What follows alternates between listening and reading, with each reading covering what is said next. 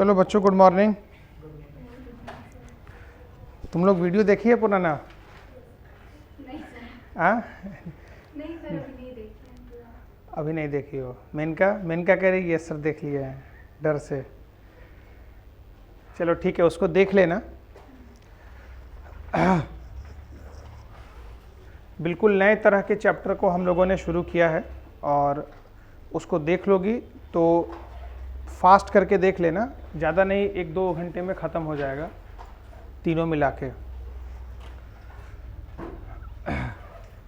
कल की क्लास में हम लोगों ने समझा था कि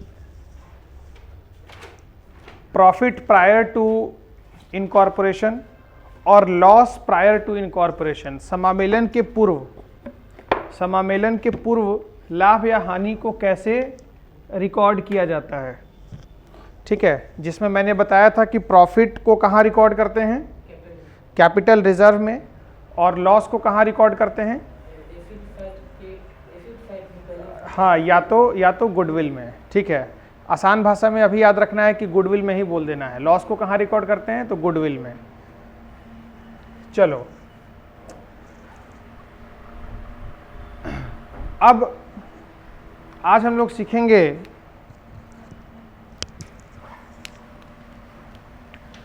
आज का टॉपिक हमारा होने वाला है हाउ टू कैलकुलेट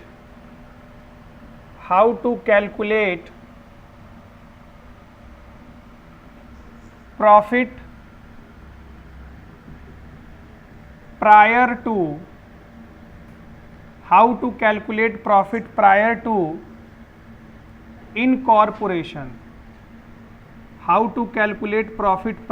इनकॉर्पोरेशन।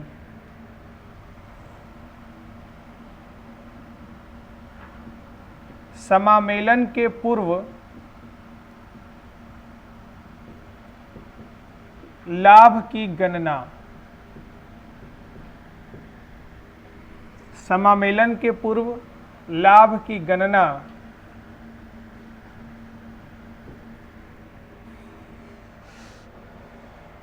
बहुत ध्यान से समझेंगे। बहुत इजी टॉपिक है, समझने वाला चीज है कि अब एक तरीके से हम प्रैक्टिकल क्वेश्चन की तरफ मूव ऑन कर रहे हैं धीरे धीरे।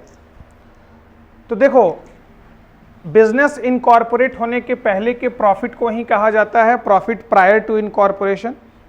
अब उस प्रॉफिट को कैसे कैलकुलेट किया जाएगा? तो बच्चों, इसको कैलकुलेट करने के लिए हमारे पास 2 अलग अलग तरीके हैं, जिसको एक को हम कहते हैं मेथड वन और दूसरे को कहते हैं मेथड 2। समझना है, लिखना नहीं है, सिर्फ समझना है अभी। मेथड 1 और मेथड 2। मेथड 1 में क्या कहा जाता है कि जाहिर सी बात है, एक बार मैं फिर से नंबर लाइन आपको यहाँ बना के छोटा सा दिखा देता हूँ। ये हमारा डेट था, यहाँ हमने किया था बिजनेस को टेक ओवर किया था। ये वाला जो हमारा समय अवधि था, ये था डेट ऑफ इनकॉर्पोरेशन। यहाँ पर हमने कंपनी को फॉर्म कर लिया था या पार्टनरशिप को, डेट ऑफ इनकॉर्पोरेशन। और ये था हमारा क्लोजिंग डेट, ये था हमारा जिस दिन मैंने खाता को बंद किया। इस वाले पीरियड को मैंने कहा था प्री और इस वाले पीरियड को मैंने कहा था पोस्ट। अच्छा, अब देखो, अब मैं कह रहा हूं कि प्रॉफिट प्रायर टू इनकॉर्पोरेशन कैसे निकाला जाएगा, बस समझना है बच्चों, कुछ नहीं। 2 मेथड्स हैं हमारे पास। पहला मेथड ये है कि जिस दिन हमारी कंपनी इनकॉर्पोरेट हो गई, पहला तरीका तो ये है कि इनकॉर्पोरेशन के पहले आपने जितने भी अकाउंट्स बनाए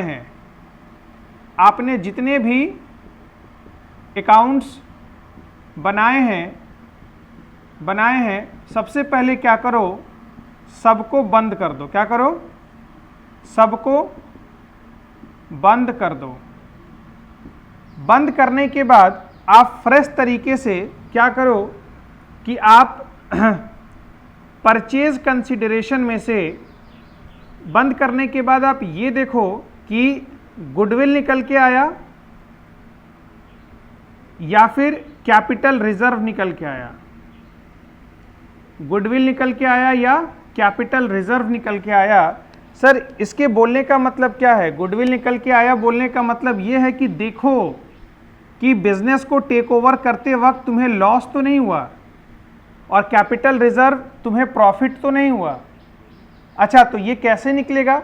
तो गुडविल या कैपिटल रिजर्व निकालने के लिए हमारे पास दो आइटम हमको दिए गए होते हैं बच्चों। एक दिया गया होता है परचेज कंसिडरेशन, एक दिया होता है क्या? परचेज कंसिडरेशन, जिसको आप हिंदी में कह सकते हो खरीद की कीमत। जितना पैसा आप चीज़ों को खरीदने के लिए देते हो, खरीद की कीमत। अच्छा, और दूसरे को कहते हैं हम नेट एसेट्स। क्या कहते हैं? Net assets.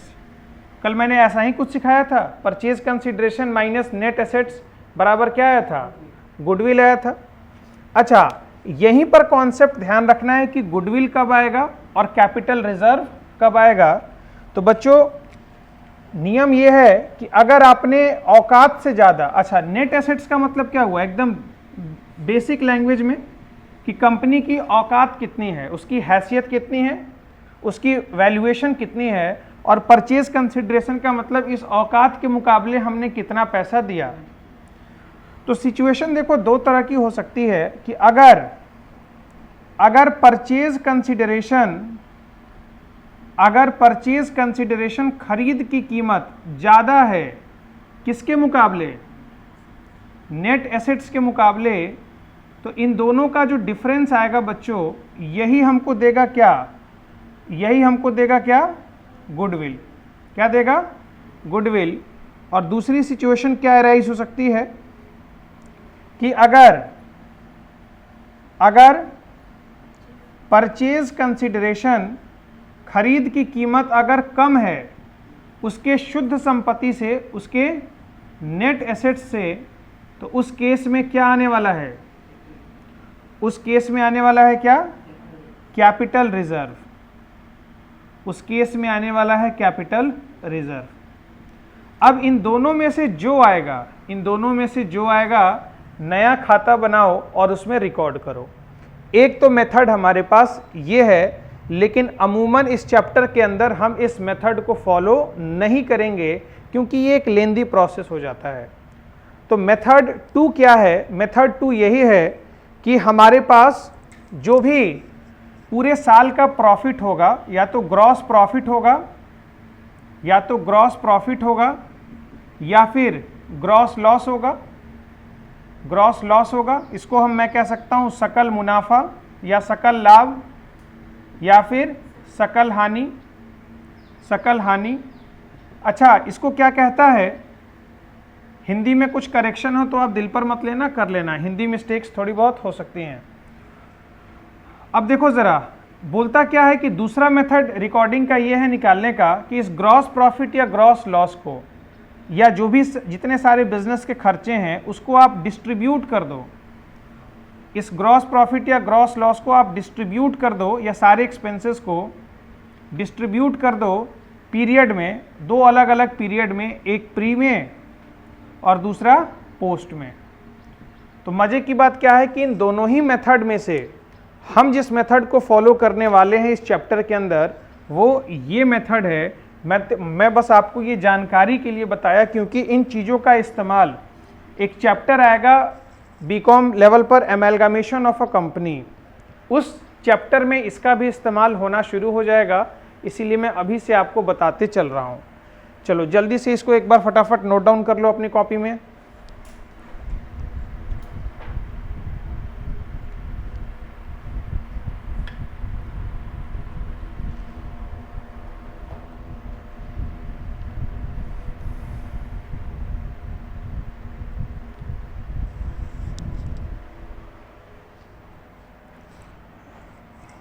इसमें मैं लिख सकता हूं डिस्ट्रीब्यूट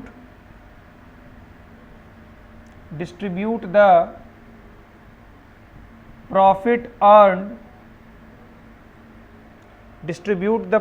अर्न्ड इन प्री और पोस्ट एक्विजिशन पीरियड, और डिस्ट्रीब्यूशन कैसे किया जाएगा, किस रेशियो के आधार पर किया जाएगा, वो मैं आपको सिखाऊंगा।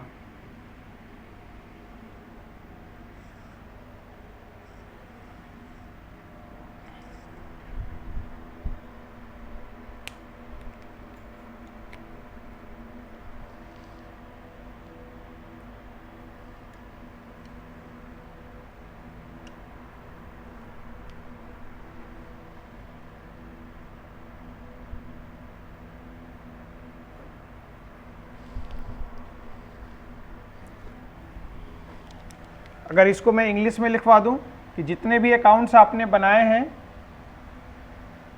वो सबको बंद कर दो। कब बंद कर दो? डेट ऑफ इनकॉर्पोरेशन से। तो इसी को अगर इंग्लिश में मैं लिख दूं, close all books of accounts on the date of, कब बंद करना है? जिस दिन इनकॉर्पोरेट हुआ, date of incorporation, on the date of incorporation. उसके बाद हम डिफरेंस निकालेंगे, गुडविल और कैपिटल रिजर्व। डिफरेंस कैसे निकालेंगे?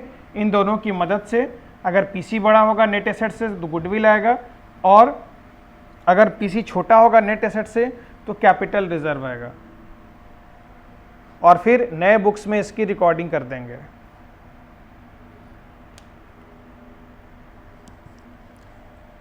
अच्छा, क्या यहां मैं पुराने खातों को बंद कर रहा हूं? जैसे यहां बंद कर दिया, यहां मैं नहीं बंद कर रहा हूं। तो यहां मैं नीचे आपकी समझदारी के लिए लिख देता हूं कि हमने पुराने खातों को बंद नहीं किया, उनको जारी रखा है। Keep the old books continued.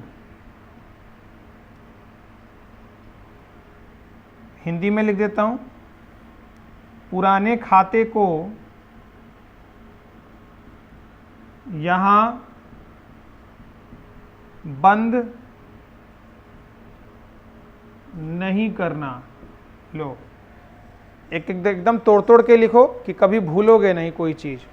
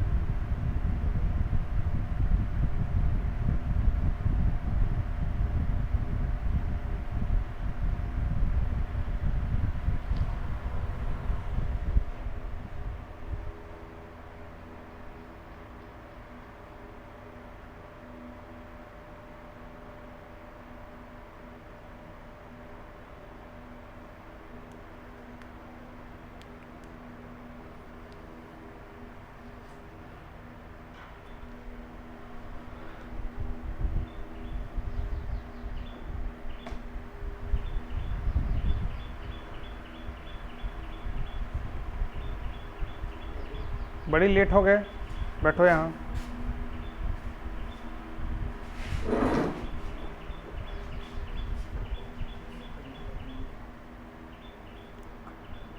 कलम नहीं है?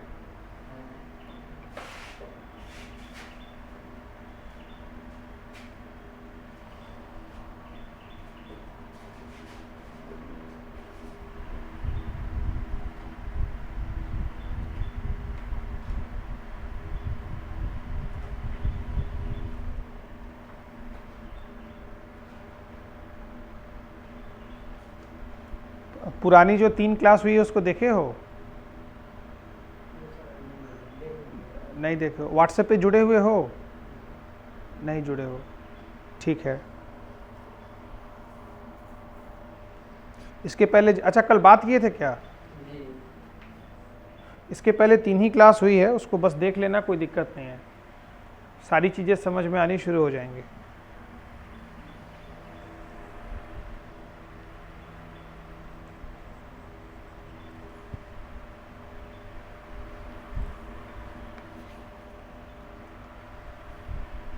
चलो इसके बाद हम लोग अब सीखेंगे डिस्ट्रीब्यूशन रूल। यहाँ से प्रैक्टिकल पोर्शन हमारा शुरू हो जाएगा। अब जो आपको असाइनमेंट मिला है प्रैक्टिकल क्वेश्चन का वो सब सॉल्व होगा, जिसको नहीं मिला है मैं अभी दे दूंगा।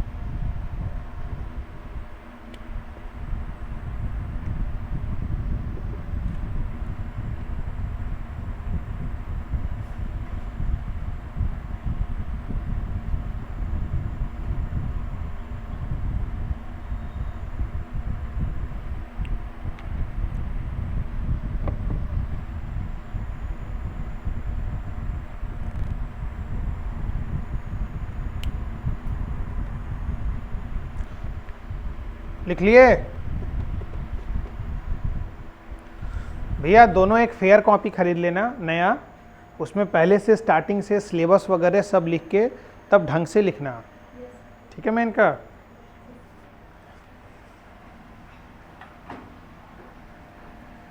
मिटाऊं?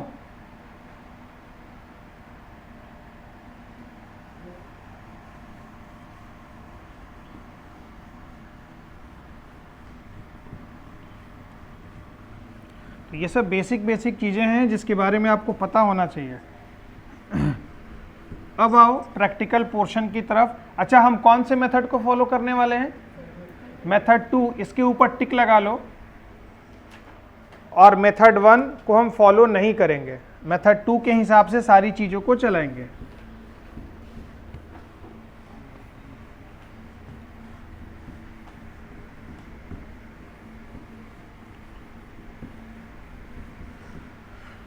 इस चैप्टर का सबसे ज़रूरी चीज़ अब शुरू हो गया, डिस्ट्रीब्यूशन रूल। इसके बिना प्रैक्टिकल सवाल आपसे हिलेगा ही नहीं, इसलिए बिल्कुल ध्यान से समझेंगे, बहुत इजी है।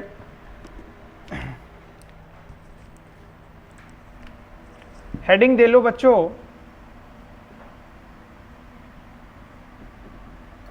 Distribution rule. खर्चे या आमदनी को किस हिसाब से बांटना है उसी के नियमावली को समझेंगे। वितरण के नियम, डिस्ट्रीब्यूशन रूल, वितरण के नियम। और सबसे पहला जो इसमें कंपोनेंट हम समझेंगे वो है बेटा हमारा gross profit and gross loss.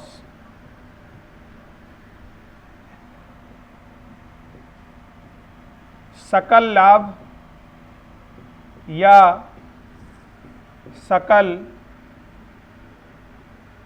हानि। हानि में इधर से होता है, इधर से होता है, ठीक है? ये हानि। सकल लाभ या सकल हानि का बंटवारा किस प्रकार से होगा? देखो, जब भी आपको सवाल में सबसे पहले इसके जब प्रैक्टिकल क्वेश्चन करेंगे तो सबसे पहले हमको ग्रॉस प्रॉफिट या ग्रॉस लॉस को ही बांटना होगा। और ग्रॉस प्रॉफिट या ग्रॉस लॉस को कैसे बांटेंगे? तो बच्चों सबसे पहले आपको 3 अलग अलग रेशियो के आधार पर इसका डिस्ट्रीब्यूशन किया जाता है, बंटवारा किया जाता है। सबसे पहले आपको पहली प्राथमिकता जो देनी है, फर्स्ट प्रेफरेंस जो देनी है आपको, वो देनी है डिस्ट्रीब्यूट देम इन, देखना है अभी, लिखना नहीं है, डिस्ट्रीब्यूट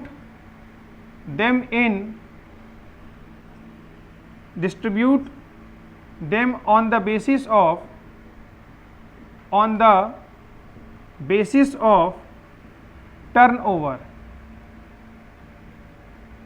टर्नओवर का मतलब होता है, इसी को दूसरे शब्दों में कहते हैं क्या, सेल्स। मतलब सबसे पहले हमको अगर इनको बांटना है तो वो किस रेशियो में बांटना है, किस रेशियो में बांटना है बच्चों, टर्नओवर रेशियो में इनको सबसे पहले हमको बांटना है। अच्छा, टर्नओवर रेशियो, अगर क्वेश्चन में इफ, ध्यान देने वाली बात क्या है, if turnover ratio is not given, if turnover ratio is not given, turnover ratio को हिंदी में अगर आप लिखना चाहो तो लिख सकते हो बिक्री अनुपात। कौन सा अनुपात, बिक्री अनुपात। अब जाहिर सी बात है, जब आप बिजनेस को बनने के पहले ही खरीद लिए तो प्री पीरियड का भी सेल्स हो सकता है और बनने के बाद का भी सेल्स हो सकता है, तो उस आधार पर ग्रॉस प्रॉफिट या ग्रॉस लॉस को हम बांटेंगे। तो हम वही सीख रहे हैं कि ग्रॉस प्रॉफिट या ग्रॉस लॉस का बंटवारा किस प्रकार से होगा। तो सबसे पहले बच्चों प्राथमिकता किसको देनी है, सबसे पहली प्राथमिकता किसको देनी है, टर्नओवर रेशियो को। अगर क्वेश्चन में टर्नओवर रेशियो नहीं दिया होगा, अगर क्वेश्चन में टर्नओवर रेशियो नहीं दिया होगा, तब हम जाएंगे दूसरी प्राथमिकता पर, सेकंड प्रेफरेंस, तब हम जाएंगे दूसरी प्राथमिकता पर और तब इसको बांटा जाएगा डिस्ट्रीब्यूट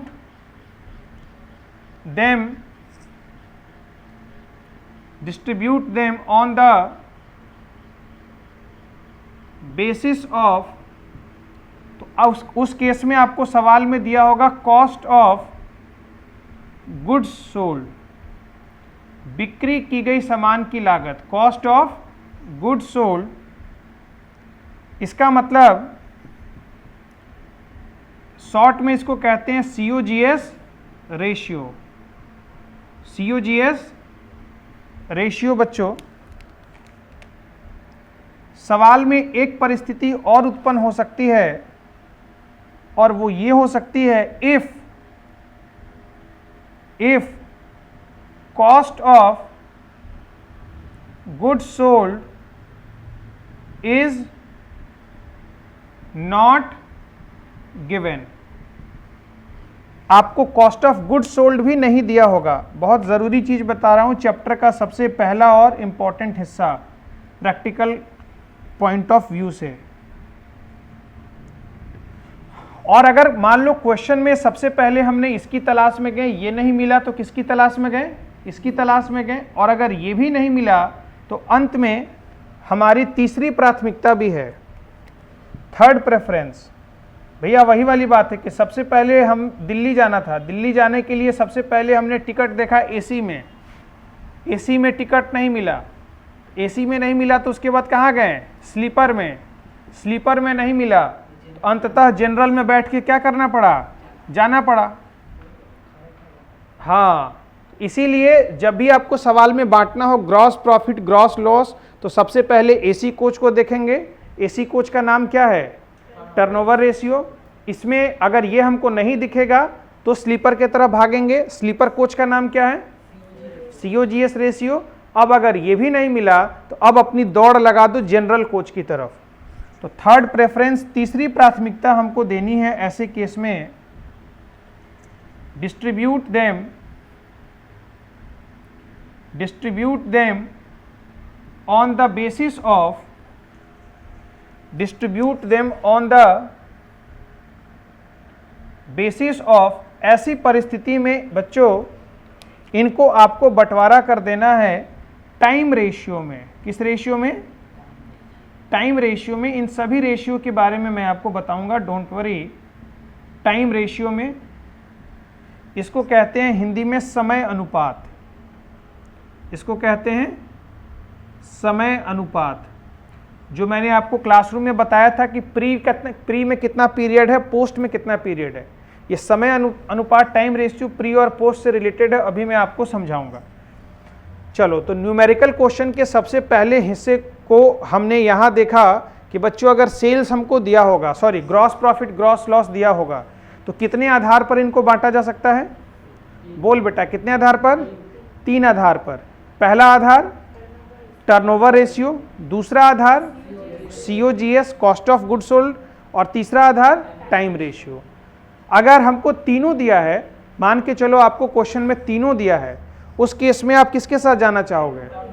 अब आपको तीनों जगह में सीट मिल रही है ट्रेन में, तो आपकी जो प्रेफरेंस है उसी को चुनोगे ना सबसे पहले।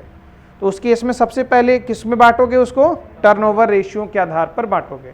बहुत सुंदर तरीके से एक एक लाइन छोड़ छोड़ के फ्रेश तरीके से लिख लो, बहुत ज़रूरी चीज़ बता दिया, प्रैक्टिकल क्वेश्चन में बहुत मदद आएगा। और इनफैक्ट आपको थ्योरी क्वेश्चन भी अगर पूछ सकता है तो आप इन्हीं सब कॉन्सेप्ट के आधार पर अपना थ्योरी क्वेश्चन भी बना के लिख सकते हो, ठीक है। एग्जामिनर को देख के बहुत अच्छा लगेगा कि मेरा बच्चा बहुत कुछ जानता है। थ्योरी के लिए आपको अलग से टेंशन लेने की जरूरत ही नहीं पड़ेगी।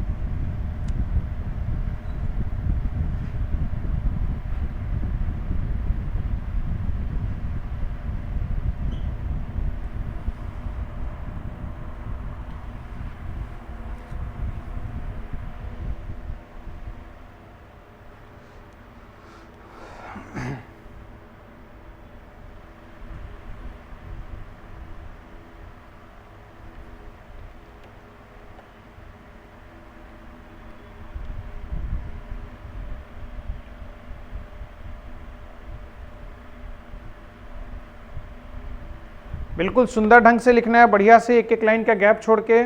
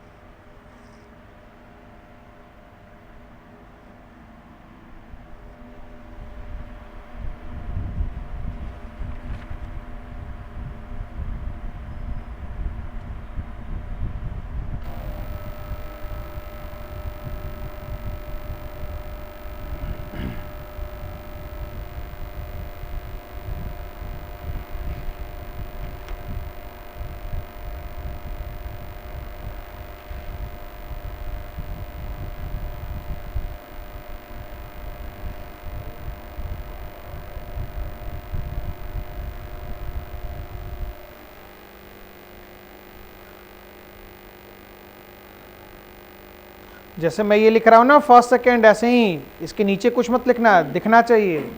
दिख रहा है ना?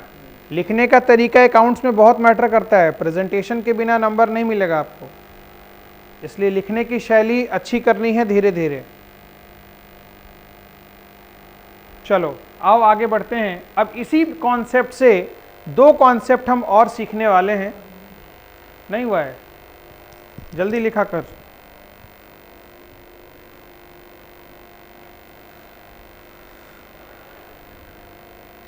फर्स्ट ईयर कुछ पढ़ाई किए हो? नहीं, थोड़ा बहुत, राम भरोसे। कोई बात नहीं है, यहाँ पर हम फर्स्ट ईयर और सेकेंड ईयर दोनों ही कवर करते चलेंगे। तुम्हारा सेशन 22 से 25 वाला है, ठीक है।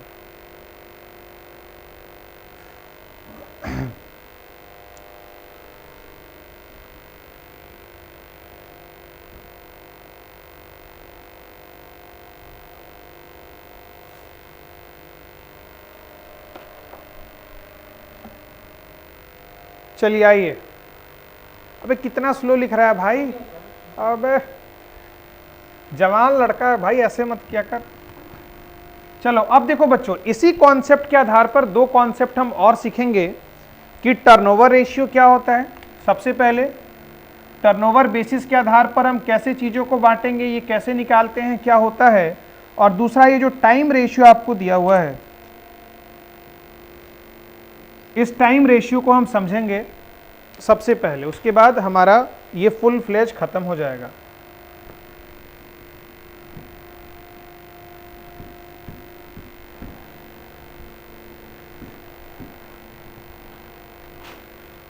इसी 1 नंबर के अंदर ही लिखेंगे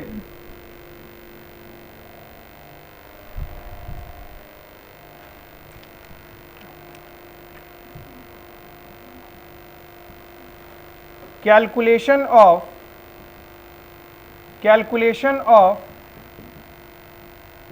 time ratio. Calculation of time ratio, समय अवधि की गणना। हेडिंग दो, calculation of time ratio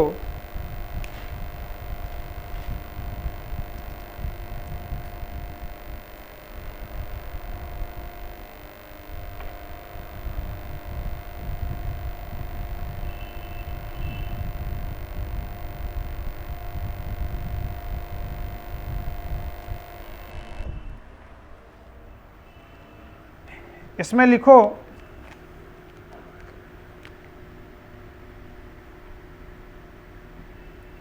business take over on 1 जून 2022। हिंदी में इसको कहते हैं व्यापार अधिग्रहण की तिथि। व्यापार अधिग्रहण की तिथि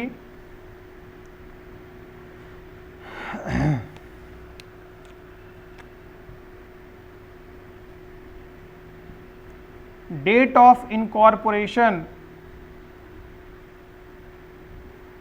डेट ऑफ इनकॉर्पोरेशन, इसको हिंदी में कहते हैं समामेलन की तिथि।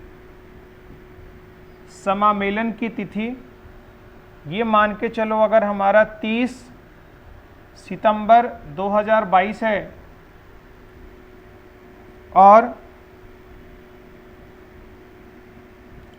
बुक्स क्लोजेज ऑन,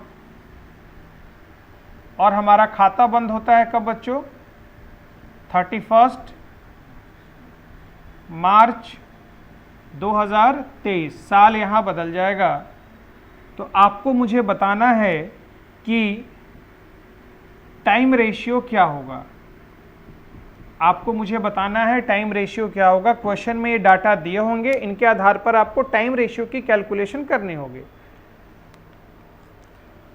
एक एक लाइन छोड़ के लिखना है सारी चीजें, कि खिचड़ी मत बना लेना कंजूसी के चक्कर में।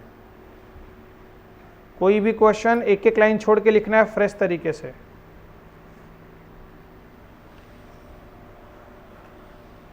अच्छा, सॉल्यूशन। सॉल्यूशन देखो जरा इसका। कभी भी आपको ऐसे सवाल में नंबर लाइन जरूर ड्रॉ करने हैं। सबसे पहले बेटा मैं नंबर लाइन ड्रॉ करूंगा। यहाँ फिर से एक बार, बिना नंबर लाइन के करोगे दिक्कतें आएंगी। सबसे पहले इस वाले छोर पर हम लिखते हैं बिजनेस टेकन ओवर। जिस दिन हमने बिजनेस को अधिग्रहण किया है, बिजनेस टेकन ओवर, उसके बाद 1 तारीख पर हम लिखते हैं बच्चों date of incorporation, date of incorporation, और एक छोर पर अंत में हम क्या लिख देते हैं, अंत डेट पर हम लिख देते हैं क्या, क्लोजिंग डेट। अब तीनों तारीख जो क्वेश्चन में आपको दिया है उसके आधार पर आप लिख लो। बिजनेस टेकओवर हमने किया है कब बच्चों, 1 जून 2022 को। डेट ऑफ इनकॉर्पोरेशन है 30 सितंबर 2022 और क्लोजिंग डेट हमारा है बच्चों 31 मार्च 2023। अब देखो ज़रा, आपको तो पता ही है कि जो व्यक्ति यहाँ से खड़ा होके चीज़ों को देखता है, कौन से डेट से, डेट ऑफ इनकॉर्पोरेशन से। जब ये अपनी बाईं ओर देखता है लेफ्ट हैंड साइड, तो इसको नज़र आता है कि ये मेरा कौन सा पीरियड है, कौन सा है, हाँ ये मेरा प्री पीरियड है। अच्छा, और जब ये इंसान अपनी हाँ दाईं ओर देखता है तो इसको समझ में आता है कि ये इसका कौन सा पीरियड है, पोस्ट पीरियड है, और हमको निकालना है टाइम रेशियो। तो कोई दिक्कत नहीं है, प्री पीरियड निकालने का तरीका होता है, ध्यान से ज़रा समझो कि इस तारीख से लेके इस तारीख तक आप देखो ज़रा कि कितने महीने इसमें शामिल हैं। तो अगर महीनों की मैं गणना करूँगा तो 1 जून का मतलब है कि क्या जून महीना शामिल होगा, बिल्कुल शामिल होगा। तो भैया जून महीना भी शामिल हो गया, जुलाई भी शामिल हो गया, अगस्त भी शामिल हो गया, और देखो 30 सितंबर है, 30 सितंबर का मतलब सितंबर महीना भी शामिल होगा। लेकिन अगर 1 सितंबर होता तो नहीं होगा। एग्जाम में इन चीज़ों का ध्यान रखना, यहीं पर गड़बड़ी होगी। तो बेटा मैं सितंबर महीना भी शामिल कर लेता हूँ। तो अगर मैं टोटल देखूँ तो कितने महीने हुए, 1 2 3 4, कितने महीने, 4 मंथ्स, 4 महीने। अगर मैं अब इस वाली ओर देखूं, फिर से मैं अपनी किधर देखने लगा, दाईं ओर देखने लगा, मतलब पोस्ट पीरियड में देखने लगा, तो अब मंथ्स की कैलकुलेशन करो ज़रा। 30 सितंबर, तो सितंबर महीना मत काउंट कर लेना क्योंकि सितंबर तुमने प्री में ले लिया है। इसका मतलब कहानी शुरू होगी कब से, अक्टूबर से। तो यहाँ मैंने ले लिया अक्टूबर, अक्टूबर के बाद नवंबर, नवंबर के बाद दिसंबर, दिसंबर के बाद जनवरी, जनवरी के बाद फरवरी, फरवरी के बाद मार्च।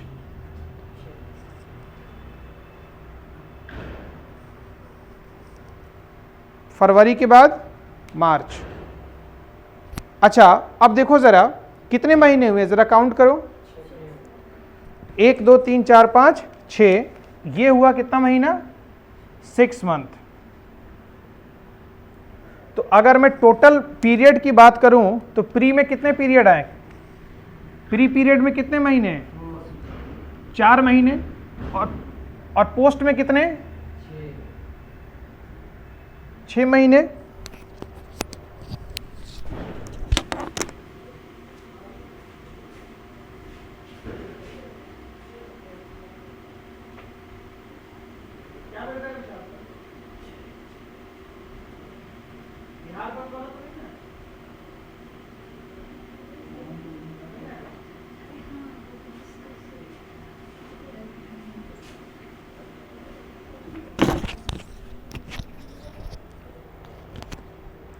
अच्छा, तो अब बेटा देखो, टाइम पीरियड अगर निकालना है हमको, क्या निकालना था, इधर देखो क्या निकालना था, टाइम रेशियो। क्या निकालना था, टाइम रेशियो। तो टाइम रेशियो निकलता है प्री पीरियड इज टू कौन सा पीरियड, पोस्ट पीरियड। अब आपके आंखों के सामने सब कुछ है। प्री में कितने महीने हैं, प्री में कितने महीने हैं, 4 महीने, 4 मंथ्स, और पोस्ट में कितने हैं, पोस्ट में है 6 महीने, 6 मंथ। तो लो ज़रा रेशियो निकल के आ गया। एक बात बताओ, 4:6 आया, ये मंथ से मंथ कट गया, 4:6, 4:6 अभी भी कट रहा है, 2 से कट रहा है, तो जब तक कटेगा तब तक काटेंगे। तो इसको काटने के बाद क्या आया, 2:3, मतलब ऐसे क्वेश्चन में हमारा टाइम रेशियो क्या होगा, 2:3 होगा। तो बिल्कुल आसान है, आपको महीने गिनने हैं कि प्री में कितने महीने और पोस्ट में कितने महीने। चलो जल्दी से छापो।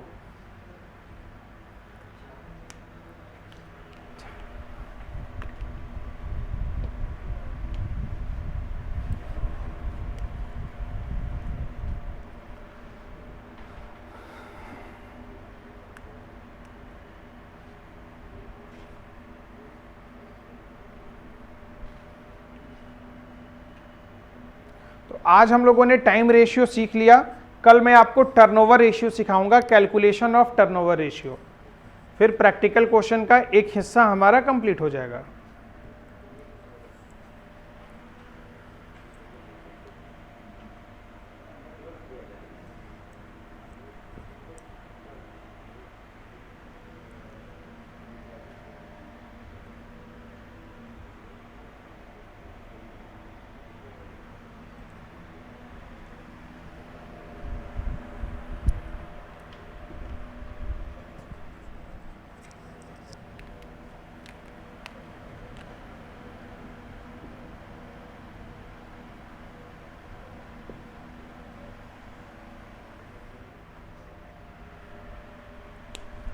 इतनी सारी चीज़ों को आप अच्छे से रिवाइज करके आओगे।